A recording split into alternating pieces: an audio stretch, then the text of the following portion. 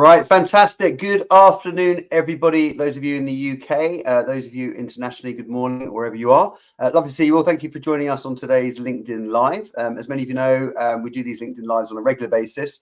Gives us a chance to talk about some particularly pertinent subjects that are impacting the recruitment world right now, whether it be recruitment leaders, recruitment businesses, recruiters, or any of the operational staff that support that. My name is James Osborne. I'm a non-exec director and advisor to the recruitment sector and co-founder of the Recruitment Network. Today's LinkedIn Live, we're talking about marketing, we're talking about Google, we're talking about Yahoo, we're talking about email policies, all the things that are happening right now in the world of marketing, the changes that are going on, and so on and so forth, and things that recruiters, recruitment organizations really need to be on top of, stroke aware of in the new year in 2024. Joining me today, I'm not an expert on this. I like marketing, but I'm not an expert on it. But we do have experts that we hang out with, fortunately. So joining me today, we've got Adam Oldfield, who's the CEO of Force 24, one of the TRN Gold partners. Just for those of you not familiar with Force 24, certainly want to make sure you've got the link to Adam's bio and details and the company link. But they are the UK's fastest growing marketing automation platform. Big focus on meaningful email marketing, SMS marketing, and much more beyond that. So, Adam, really great to join you. Thanks so much for coming on today. How are you? You well? Thank you very much, James. Yeah, very good indeed. Yeah, suffering from the same bout of COVID that I think everybody's had over Christmas, but fighting fit now. Fighting fit. Well, you're looking great. So that's the main thing. So we'll get away with it. Let's get cracking, and we're going to move on. And by the way, if anyone's listening to this live, obviously, please feel free to add any questions into the comments and any questions you might have for Adam or myself, for that matter, and we'll try and get through to those in the next sort of 25 minutes or so. So I suppose let's start the ball off a little bit. 2023 would be. Well, there's lots of words to describe 2023, I think. I mean, I've heard all of them, I think, just about in the last couple of weeks. But 2023 was quite an extraordinary year, quite a year of change, I think it'd be fair to say. That's not only for recruitment itself per se, but also in the world of marketing, I think, and recruitment marketing in particular. So, Adam, give me your sort of overview of what changes have you seen, are seeing in the world of recruitment marketing at the moment? Yeah, so really interesting point. And what I do is I categorize this really simply. I call it the bar of competency, James. And what I say the bar of competency is, imagine you're a recruiter, right? And you speak French and only French, and you make a load of cold calls to English people speaking French. You're going to get nothing. It's pointless even doing the activity. And so that says that there's a bar in which a minimum bar of your competency at which you can start to do deals. Then that recruiter learns a bit of English, and occasionally they'll get one deal.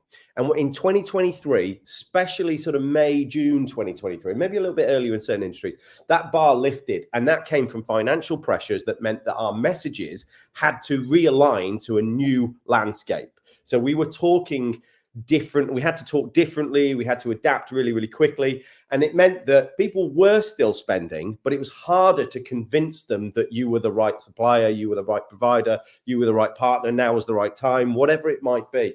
So everybody, that sort of bar of competency shifted upwards, and people were still operating down here and not winning business. And occasionally they'd step ahead of that bar of competency. So what we've seen is it's this all about the alignment to the challenge.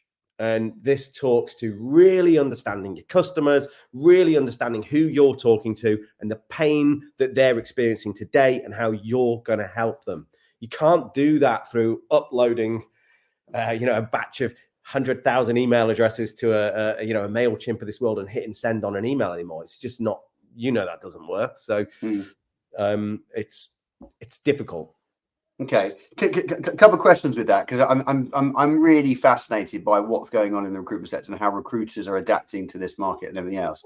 The two questions I'm going to pose to you, and one I imagine is a slightly prickly one, but is there a risk, do you think, that recruiters have gone too far down the marketing route and basically are almost becoming lazy from a business development point of view, going, actually, well, if I just do marketing, load up a load of sequencing, shove it all out there, it will do all my BD work for me, and I can just get on with doing something else? Or do you think recruiters are getting the concept that marketing and BD are one of the same things that work together and collaborate together? Let's go with that first question. Okay, well, firstly, I call it demand generation. Okay. Okay. And sort of outside this sector, that's what the world would call it. And demand gen goes from marketing through to the top layer of sales. Yeah. Yeah. Somebody making outbound calls doesn't go beyond that. So demand gen for me is not necessarily about, necessarily just automating the hell out of everything. It's more about giving yourself the free time and space in your marketing day to be able to find the messages that work for the personas.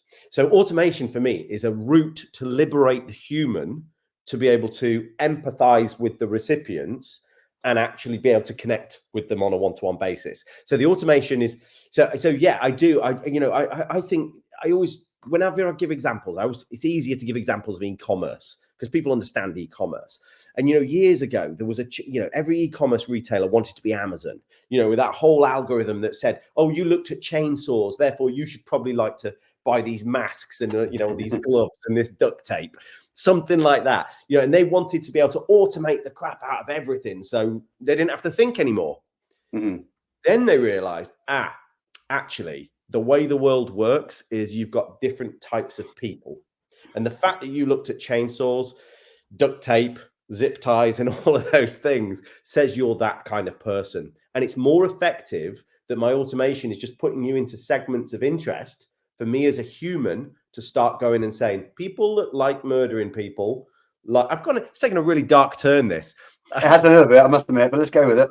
People that like doing that sort of thing also like doing this. So it's liberated the human to look at what's going on and put their input in. So demand gen as one, have they become too lazy? Your point was, have they become too lazy? I'm not seeing that yet, but do we think that there's a silver bullet there that just automates everything and I just have a machine that's putting leads through the door? No, that's not happening. And anybody thinks well, I agree, and it's interesting. So I had this conversation with a bunch of recruitment leaders last week, and we got our phones out. And we go, "How many unread emails have you got on your inbox?" And the number, and mine's absolutely shot up in the last 2 to 3 months of unread emails. That ones I'm not going to respond to. I don't need to because I'm in some automated sequencing thing that's going on. So that's where I get concerned because all this automation that's out there is making the world a really noisy place now, even noisier than it's ever been before. How does a recruiter cut through the noise, the clutter, the sort of all that sort of noise that's out there that gets in the way of us being actually able to stand out and go, actually, we actually are bloody good. You do want to have a conversation with us. So here's the thing, right, James? So one of the things that we're going to talk about today is Yahoo and Google's change. So they agree with what you're saying, by the way, and so do I. It says that the inbox is too noisy, that we're treating email as just it's a broadcast method, and the point is every lazy marketeer out there that overburdens that channel means it's less effective for all of us. And so the guys that own those channels, Microsoft, Google, they believe that actually as marketeers, we should be leveraging their paid channels more and have released and opened up a whole suite of new endpoints that mean I could be more targeted, which I'll talk to you about in a moment. And they've started to turn the screws on the quality of messages that you output that they will consider reasonable for delivery. So what's happening is we're seeing this squeeze. We're seeing that the large enterprise, the search engines and the mail processors, the Microsofts, the Googles of this world have opened up a suite of endpoints so that we can target more effectively. And then they've started to turn the screws to say, look, stop abusing our mail server system. And if you do, this is what's going to happen, which is one of the things that we wanted to talk about today, James, which is the Google and Yahoo update that's pending in just a couple of days' time. Okay, well, let's talk about that. So what is going on? What are they? What is that update going to be? Yeah, so again, it's the first move of many. And in the old days of search engine optimization, they used to do this. They had the Panda update and they had the this update. And it was just them iterating and improving their algorithms for mail processing. And so this is the first time in probably the last 10 years that they've made a significant change to the way that the mail processing is being done.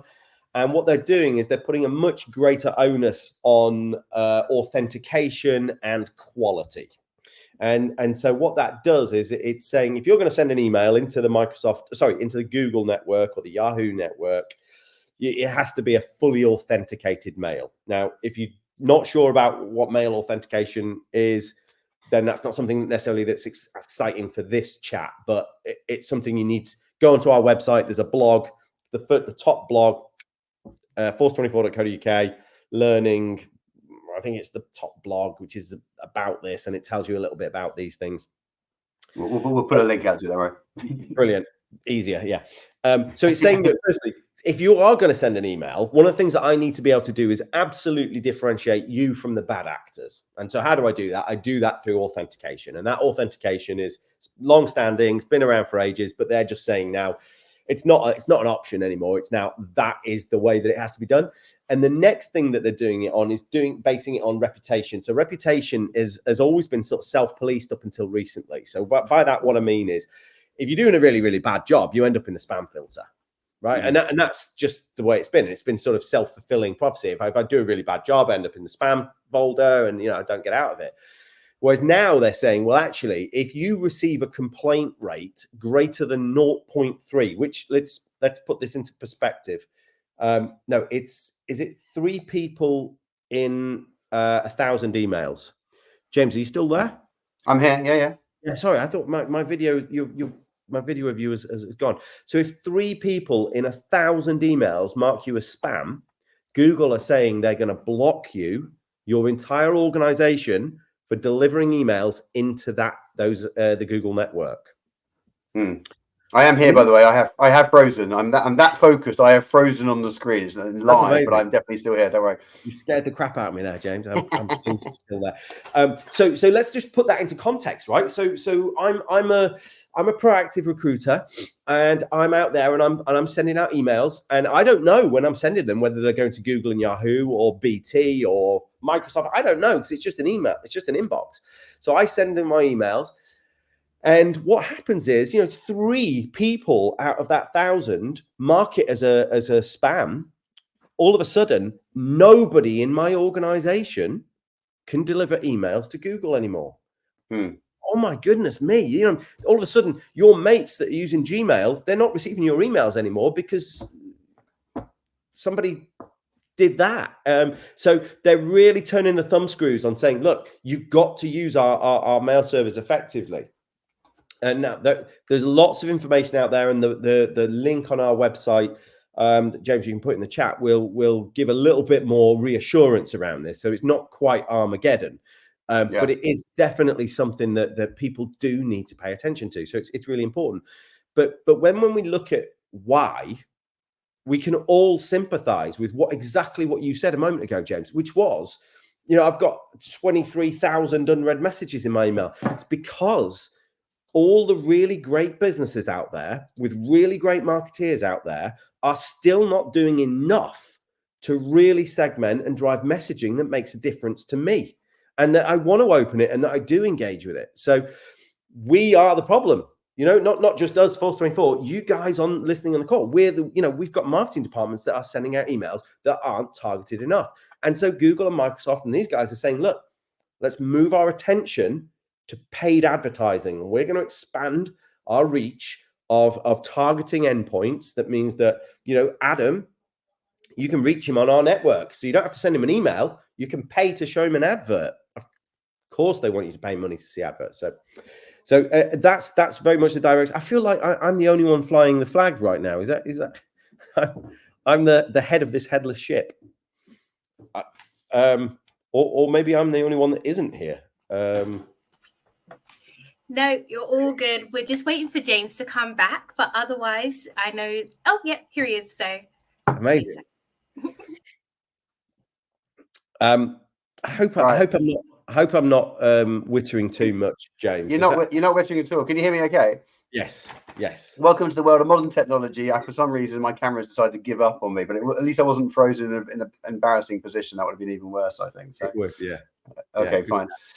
Okay, so what should marketeers, what should recruiters be doing differently now moving forward to try and ensure that we don't get into this situation, into this email Armageddon, as you sort of half described? Good idea. Well. So the first thing that I think that is absolutely essential is we've got to get an audit done of all of our email comms. Yeah. So we've got to audit anybody that can send an email from our domain. We absolutely need to be able to audit that we've got the correct DKIMs, SPFs, DMARCs. And again, you probably don't know what they are, but that's our job. That's what we do for the world. So you need to have that audit. You need to be sure that you're doing everything in the right way. The second thing that you've got to do is we've got to start to limit the impact of the volume that the consultants themselves can create. So is it okay that a consultant ring fences 5,000 candidates and sends them an email from your brand written in pidgin English and hit send? Is that okay? No. It isn't. I think it's appropriate for 10, 20 people or something like that. So we've got to really limit and control the impact that those guys have got. And then what we've got to do from a marketing department point of view, where we're owning the volume of those communications and those conversations, we've got to make sure that what we're doing is aligned to what I said at the beginning, to what the people are interested in. You know, it's so many times at the start, this time of the year, you know what every recruiter out there is doing. It's let's do our salary survey 2024. And what do? They take their salary survey of 2019, dust it down, change a few of the words, and put it out as the 2024 version.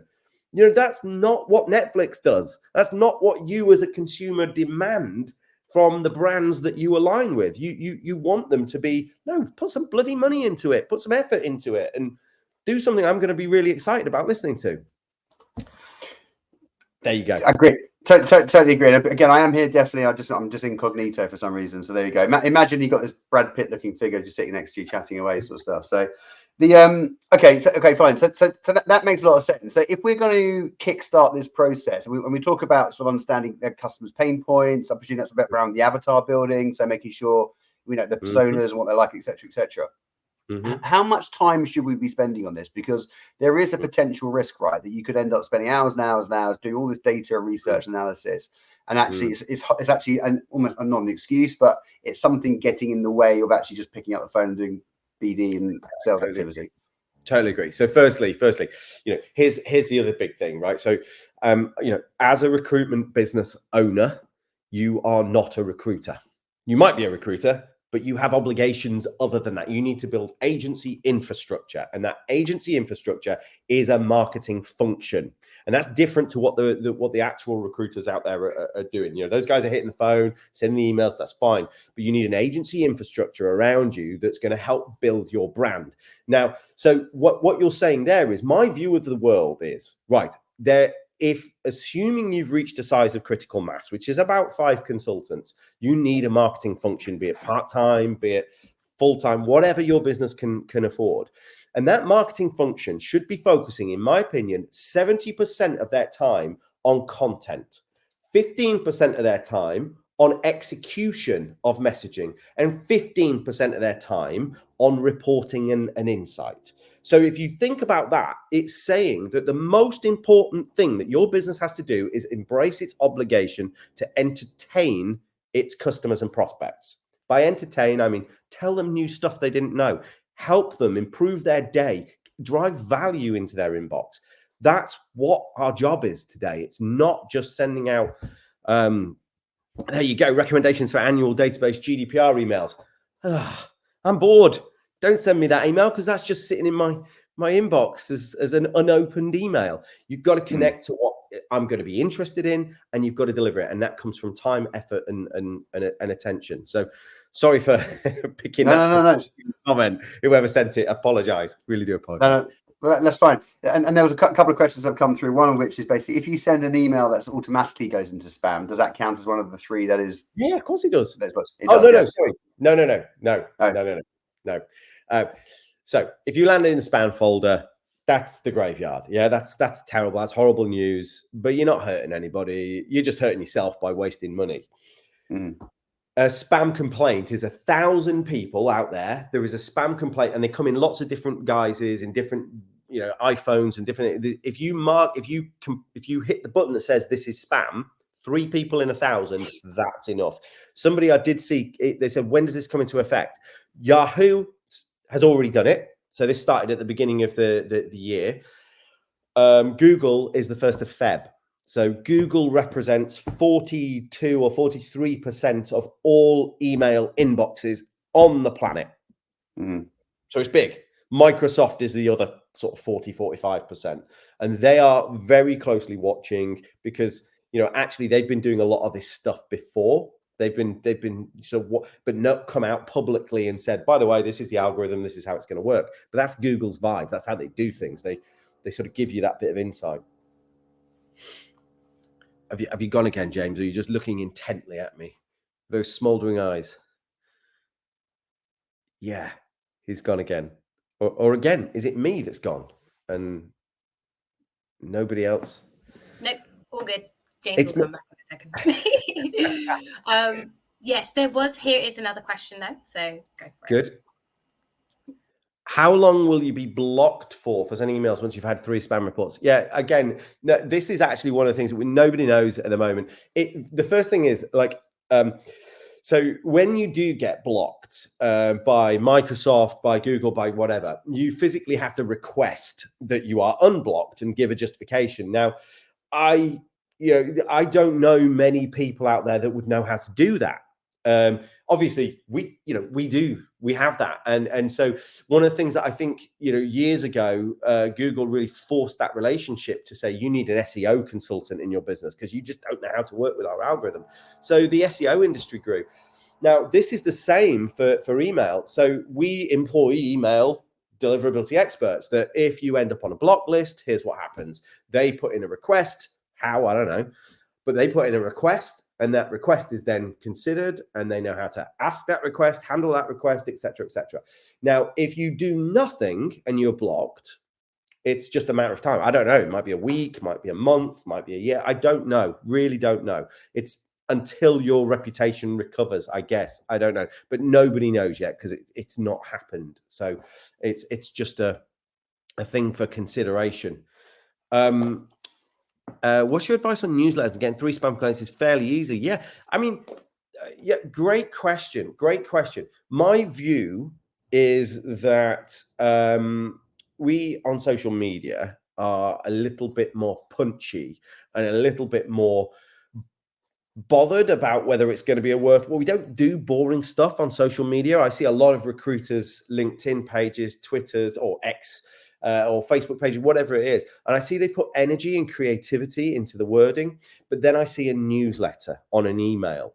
It's almost like the two are disjointed. They're not. They're the same thing. So one of the things that I say about newsletters is if I am consuming news and storing it all up to send in one go at a random day of the month, that's not how I operate on social media. And in fact, what I would rather that marketeers were doing personally is actually segmenting more, which should be automated. So it's not a time pressure. So understanding who is going to be interested in what, then sending much smaller snippets of news more frequently. And I know that sounds like it's counterproductive, but the more I use a database, the more I can understand the likelihood of the user's engagements. It's more damaging and more scary to send one email every 6 months. You've no idea what's going to happen. Whereas if I'm using that data regularly and I'm analyzing what's happening and I'm aggressively taking people out that aren't showing signs of engagement, that's better. This seems to border on censorship. No, not really. I mean, if anything, it's saying that really we've got to focus on saying what people want to hear about, talking about what people want to hear about, and it's not okay. As I said before, the example that I gave was for recruiters to believe that the content doesn't matter. The content does matter. What you're saying is critical. Here he is. He's back. The content's critical, and it's the bit that matters. I was listening to everything you said, but I've got it live over here, so I can actually hear everything. I just can't be in it for some reason. So I've gone to my phone. My computer's obviously rebooting itself. So, yeah. Okay, let's talk about the new year. Let's talk about moving forward, about what's going on. Give me some practical things that marketers should be looking at if we were to set our New Year's resolutions for 2024. A little bit late now, but we're going to do it anyway. What should we be thinking about? What should we be doing? Yeah, so firstly, I think it's you got to take this with a pinch of salt, okay? Sorry, there's drilling going on in the house. So is that perfect timing or what?